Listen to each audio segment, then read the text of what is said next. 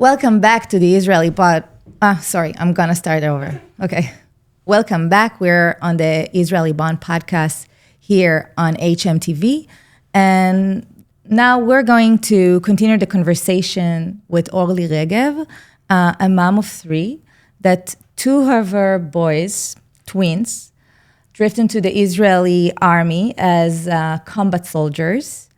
And this is exactly what we're gonna talk about this following episode, about how it is to be a mom of lone combat soldiers during, I would say, the hardest war that the state of Israel ever experienced. So without any let's jump right in.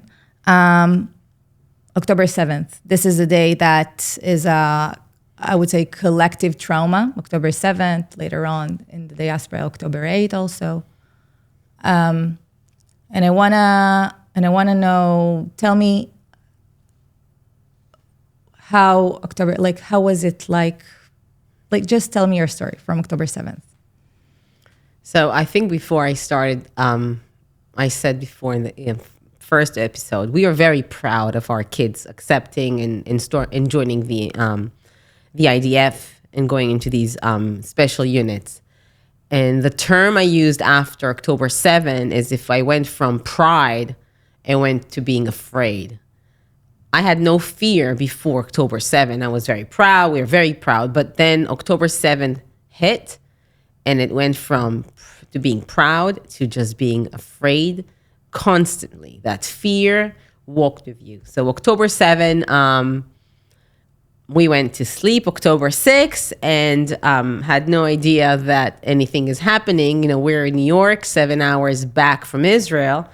And this is happening in the middle of the night in New York time. And we, of course, are sleeping. Our cell phones are off because who should call us in the middle of the night? So we always had our cell phones off.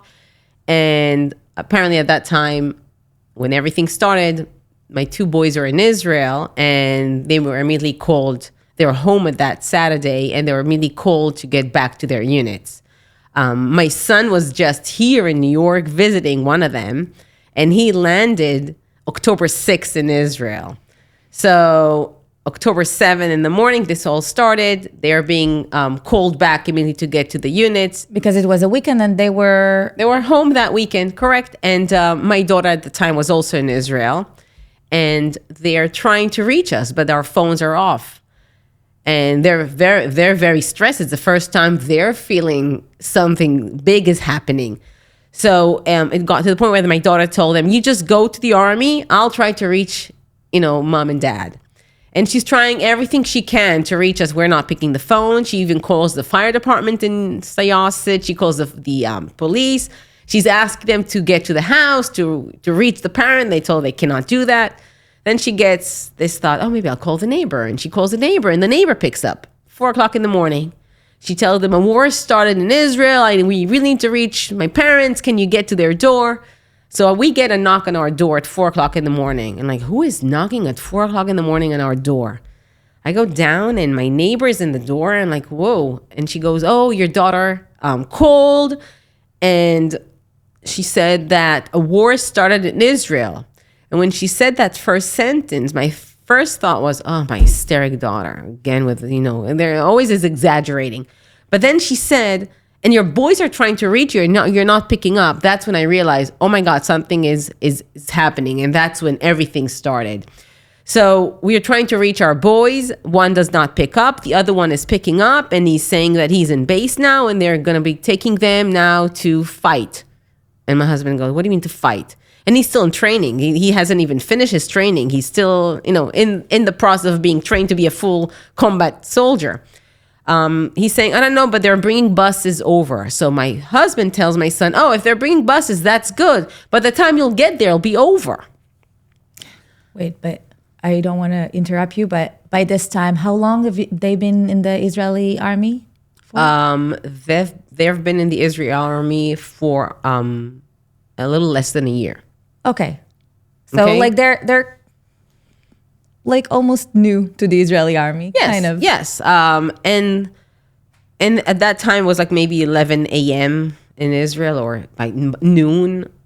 So my boy on the bus is taking the bus, and they're taking them to Otef Aza, the border with Gaza. And the thought is, okay, they're taking the bus. They're not taking them on helicopters, then it's not that urgent.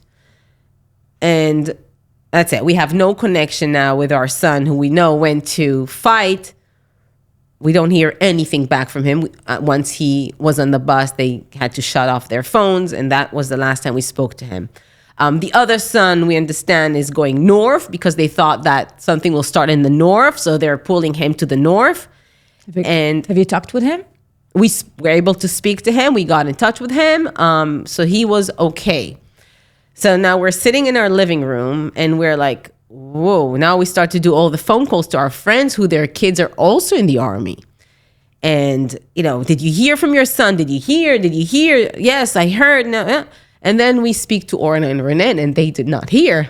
And every time I talk about that, and we start trying to make phone calls to try to get someone to see if they heard of Omer. And we're talking Orna and Renan Nutra. Orna and Renan Nutra. Saturday goes by, and we think, okay, it's a combat. Nobody knows. We're watching the news. Israel is in a big chaos. Nobody's knowing what's going on. Sunday comes, still they have not heard from Omer. And the whole time we're on the phone with them, we cannot take ourselves off the TV. We're like glued to the TV. We cannot eat. We're just sitting there watching. So we haven't heard of our son. One, we know he's okay because we spoke to him and he's in the north, and we're realizing now that nothing is happening in the north at this point. But we have not heard from our son who went to combat. We don't know anything about him. We have not heard from Omer. Orna and Renan have not heard from Omer. We start calling the army, sending them Omer's ID so they can tell us if he's in any fight or anything like that. And by Monday, by Monday night, that's when Orna and Renan were notified that Omer was kidnapped. And at that point, everyone saw the video of the tank burning, and he was from there. We still have not heard from our son, and we are like, okay, is that a good thing or a bad thing? By Tuesday, my husband, we're going crazy. Where is our son? We send messages to everyone we can think of, and on Tuesday we get a picture of him from his officer, just taking a picture of my son. He, I guess, saw him. He's like, oh, your dad is really concerned. He sent him a picture on WhatsApp, and we get the picture. We're like, okay, he's alive. We saw a picture. And that's how October 7th started for us, knowing that our good friend's son is kidnapped. Our son is fighting this war. We have not heard from him for 3 days, and the third day we finally heard. And that's how this whole chaos starts. And with everyone else, watching still the news, and nobody still knows how many people died. They're first saying 50, 70, 80, 200. And as the days go by, the numbers are starting to climb. And that's when they're realizing that none of the numbers they're showing on the news is correct. And that's how October 7th started. Yes, it's definitely, as I said, it's a traumatic, a collective traumatic day. And I think that you had a very hard experience on this day. I wonder, like you said, you talked about your two boys, and obviously Orna and Renan, and that you kept looking for clues about either your boys or Omer, Nutra. I wonder, also your daughter was there. Yeah, but she was not in the army. She was in Israel.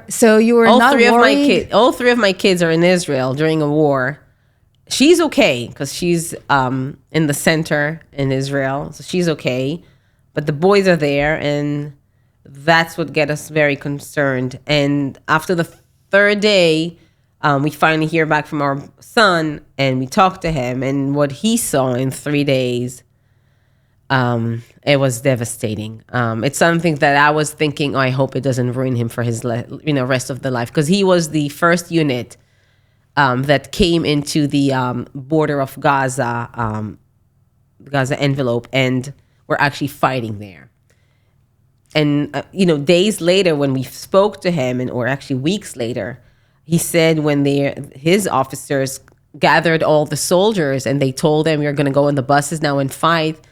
They told the soldiers, you're all great. We don't know who's going to come back. We don't know who's going to come back. But just so you know, you're all great. And we have a war to take care of. So that's how they all went on the buses. And they're like thinking, wow, this is real. If your officer is telling you might not come back, they're realizing this is really serious. And the first thing he did, when he's also a medic, my son.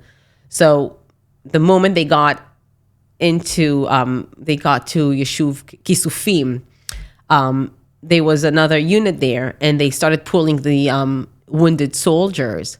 So the first soldier that they brought over to him to try to help him, he was already dead.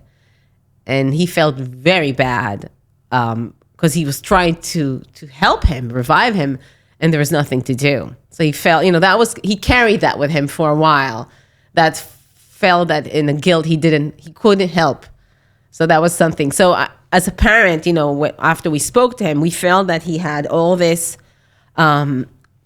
guilt and all this, whatever he saw that was happening, it was inhumane to see these bodies of soldiers, of humans all over. 2 weeks into the war, we get a notice that one of our sons is getting home. They're giving them 24 hours to get home, just to change. It was 2.5 weeks after the war. The moment we heard that, my husband goes, okay, we're taking the ticket. We're buying a ticket. We're flying to Israel to see him. This is the one who went north. So he did not see all the things that the one who went to the south saw. So we get to Israel, and it feels like a war country. Like I never saw Israel like that. And this is 2.5 weeks after. What do you mean? Can you explain? There were still sirens in the center. Everyone is volunteering, trying to do something to help the soldiers. You see tanks everywhere.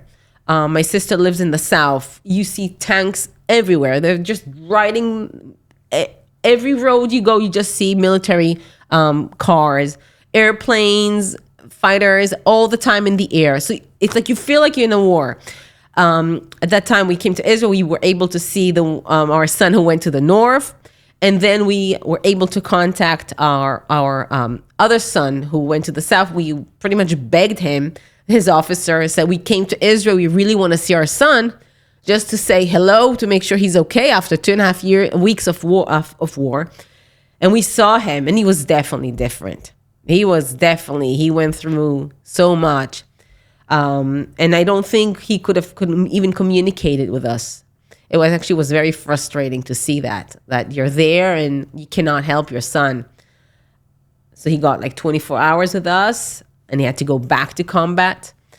And that's how the last 2 years been. We've been going to Israel a lot to be with them, to support them. There's nothing much you can do as a parent. And you just don't sleep because you're here and you never know. To the point where I think the first 6 months of the war, I only told that to my husband, like a year and a half later. I did not sleep with my pajamas. I was afraid that somebody will come knock on my door in the middle of the night. So I always slept with like something that decent. So if somebody knocks on the door, I'm not going to be with my, whatever. So it's the small things that you live with, and you just learn to live with. It affects everything you do. Everything you do. The moment he goes into Gaza, you're like almost on alert. You're waiting for that phone call from him to say he's out, or to say that he's okay, or God forbid somebody will knock on your door. So you're hysterically I'm trying to do everything I can but think about that. So I'm trying to work even harder in my work, just not to concentrate, just not to watch the news. You cannot be around people who talk about the news. You just can't. You just have to do everything but listen to the news, because that will drive you crazy. So, I understand that I want to maybe try to explain more to people who are here. Maybe don't know exactly how the army, like how it operates, or how exactly was it back at the time. Also for me, I was here at this time. What does it mean to be a mom for combat soldiers during a war? You said that you haven't slept with your pajama on. But try to explain to me what is the rhythm of things, meaning that they are always in Gaza, they're always without their phones, they have their, how do you communicate with them? How did this, it was more than 2 years of war. How did it look like the everyday? It goes from, you're constant worry, but when you're constantly worried, but when they go into Gaza, you're in the extreme. It's like you can't, I cannot even talk to other parents who have soldiers who are not in combat units.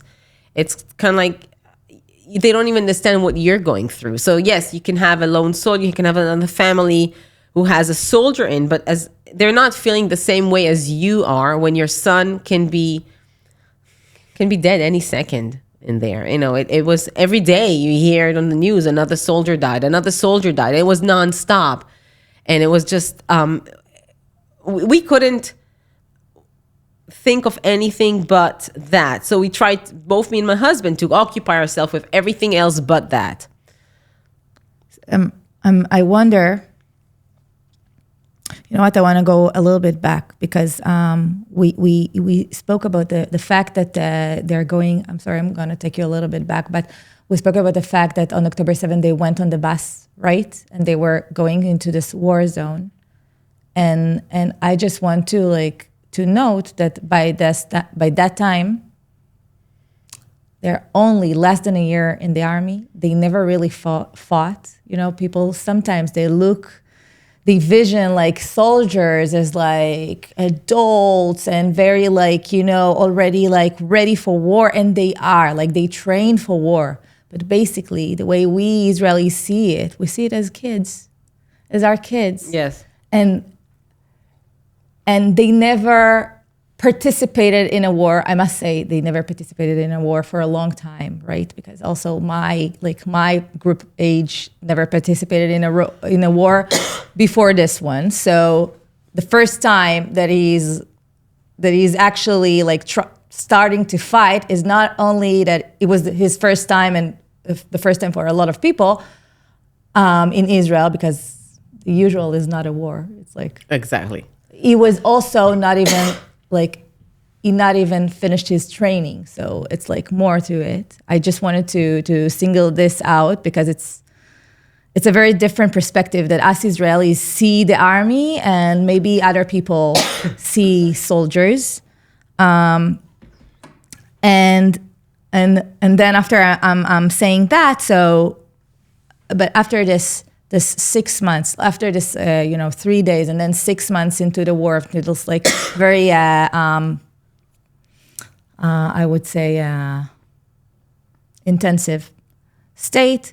It's kind of for 2 years, so it's kind of getting even. It's not a routine. It's not a routine. It's never a routine. It's not a routine. For 2 years, you're in constant stress. It's not a routine. It's not a routine for the soldiers either. They had 2 years of non-stop fighting. They went from Gaza to the north, to Lebanon, to Syria, even to the occupied territories. It was never ending. And we were following our children in all these combats. There's not enough soldiers in Israel, so they had to use them for everything. It was 2 years of hell. There is nothing we couldn't think about anything but our boys.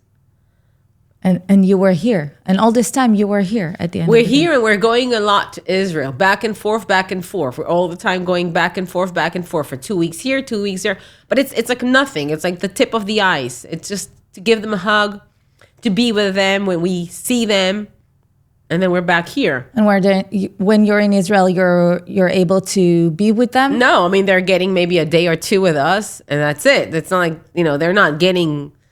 The country's in war for 2 years. They need these soldiers. So when we come to Israel, we just see them for a few days, and that's it. And then they have to go back. Yeah, it's definitely a hard situation. And you mentioned before that it was very hard to be like, it's very different also to be like a mom for combat soldiers and compared to a mom of soldiers who are not in combat and maybe also have intense time in their unit, but still they're not in the fighting. Like they're not fighting. They're not necessarily risking their lives every day. Do you feel that it's different for a mom that is here versus a mom that is based in Israel?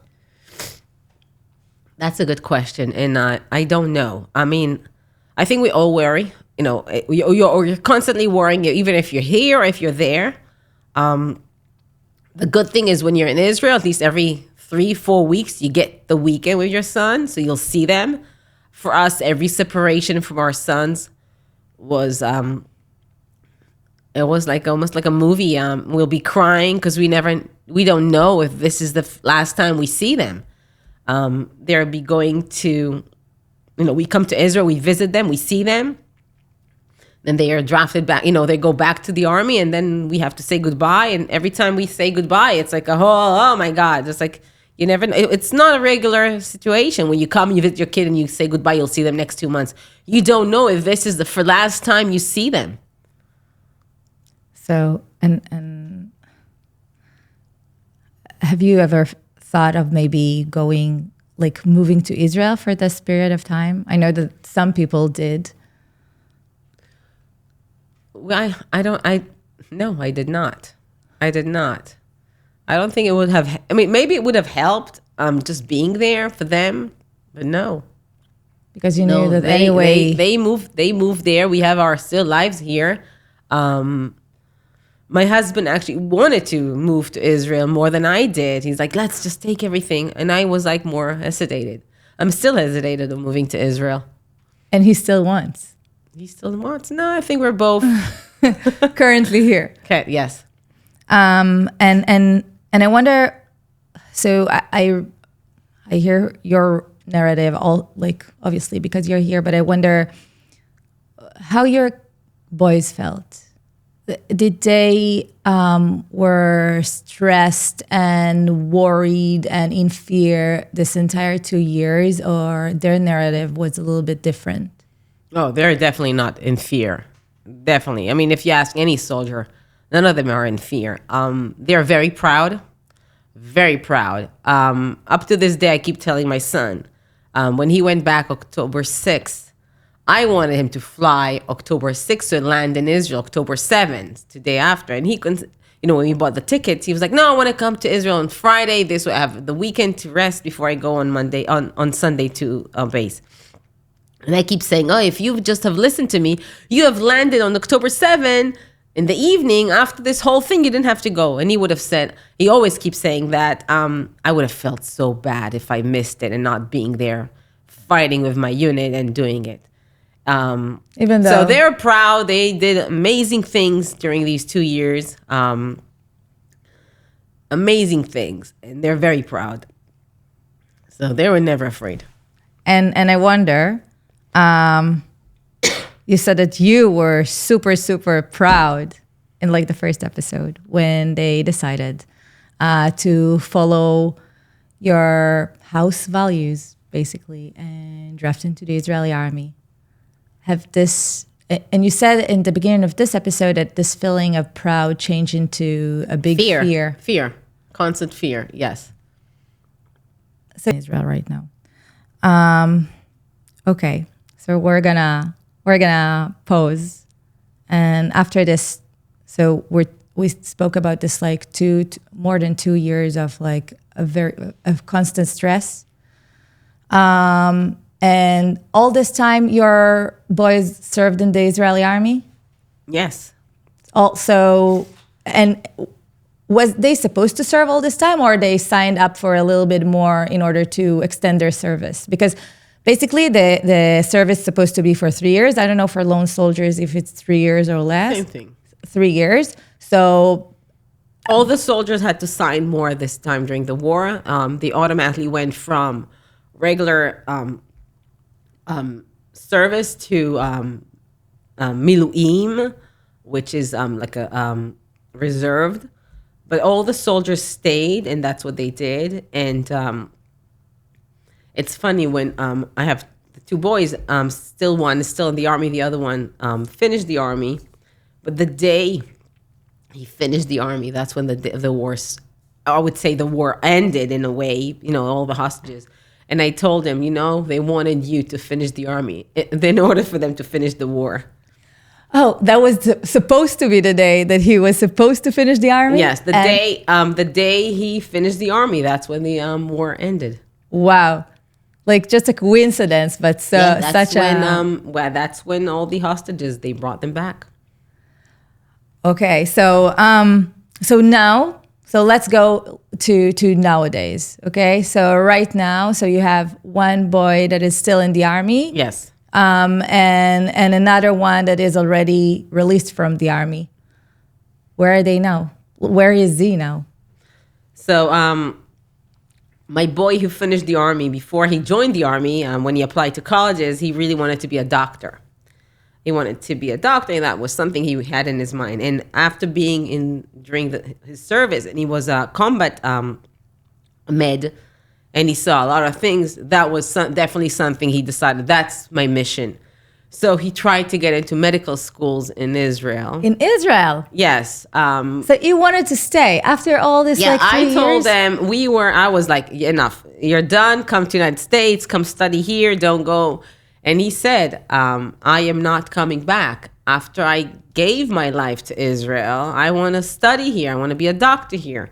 So he got accepted into medical school in Israel, in Haifa, and that's where he's studying. Wow. So he did not even finish medical school. A week later, he started, I'm sorry, he didn't finish the army. A week later, he started medical school. And in Israel, by the way, it doesn't happen like that. With most soldiers, they finish the army, they take at least a year of just traveling, just going around, traveling, spending time. And that's the difference between kids who are raised in America and kids who are raised in Israel. In Israel, even the parents, oh yeah, he should have a good time, take his time, no rush to go to school. And in America, it's like you finish high school, you go to college. Yeah. And he felt the same way. Okay, I did the army. I did a check mark on that. I actually had enough because this war was getting way too long. And he felt that they're being they're just exhausted from nonstop fighting. So he's like, okay, I'm done this. My next dream was to be a doctor. I'm going to go to that. He got accepted. He's like, okay, great. Let me go into school. And that's what he's doing now.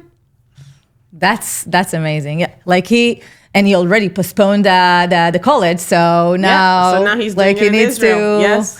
Okay, that's amazing. But I wonder, how do you feel with the fact that, okay, where the war is over in a way, right? Like at least there is a ceasefire now, but still, 2 of your boys are still in Israel, and you're here. How do you feel about that? Sad. That's my family, and they're not next to me. That's Sad that they're not next to you, but it's not even empty nesters. This is the kids just left, and they're probably not coming back.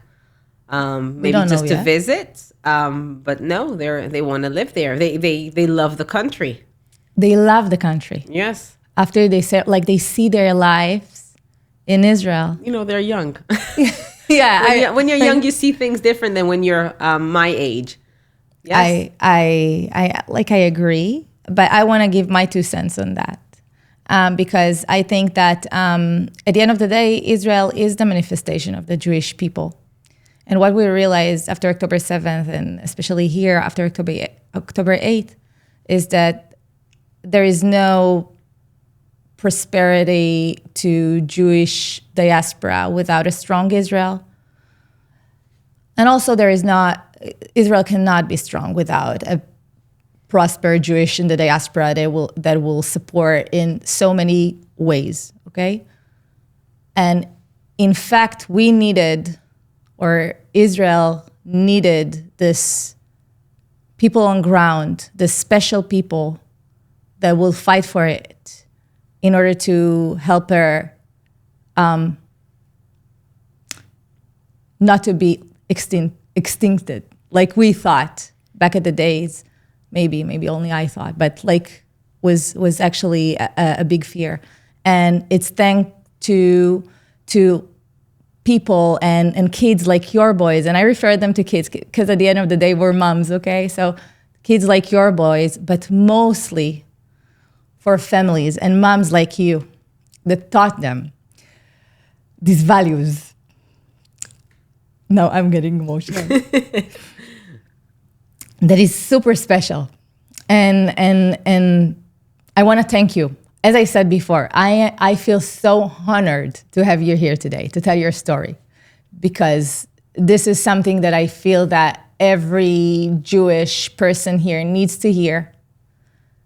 The struggle and the challenges, along with look what amazing values you gave your kids. And at the end of the day, yes, they're adults now, and they can decide if after all of this, and if after fighting for this country, and they decided to live in Israel, and they decided to give with their full heart to the degree that they decided to live there, even though here is they have this so convenient life. So look how strong your values that you gave them. So I want to thank you with a full heart. And maybe to close, I wonder if you have a message to Jewish moms or Israeli moms here, that maybe their kids are now not 11th grade, okay? Like their kids are now elementary school, just starting public school. I know that your kids went to public school, not that they went to a Jewish school or something like that. So it's all came from your house and the society that they grew in. Do you have a message that you would want to share, or a takeaway that you want the listeners to know? A message. I think that what my boys did, in a way, sometimes looks crazy. Why would they do something like that? But when you instill values in your children and you teach them one thing, that's what they'll end up doing. And that's what happened here. So if you teach your kids to go to college and to be a good person and to give back, that's what they'll end up doing. So it's, our kids do listen to us parents, even though we don't think they are, but they are listening. And they do value what we say. And as parents, you should know that if you believe in something and really want your kids to do it, they will eventually do it because it's your values too. And so every parent with their values, what is important to you, your kids will learn it from you. And just know that if you're a plant, I would say an apple tree, don't expect to get an orange. Exactly. Okay, thank you so much, Orly, for this conversation. It was emotional. It was important. And again, I thank you with my whole heart for coming here today, and also for raising your kids the way you raised them and for supporting them this whole time. Thank you for having me. And thank you for tuning in to this episode of the Israeli Bond on hmTV. An episode with Orly Regev that shared her experience as a mom of two lone soldiers, combat soldiers, during October 7th and the Iron Swords War in Israel. And if you enjoyed exploring the conversation in the information and the story of today's conversation, be sure to check out our other podcast here on hmTV. Please subscribe, share, and stay connected for more engaging conversations. And until next time, take care and be well.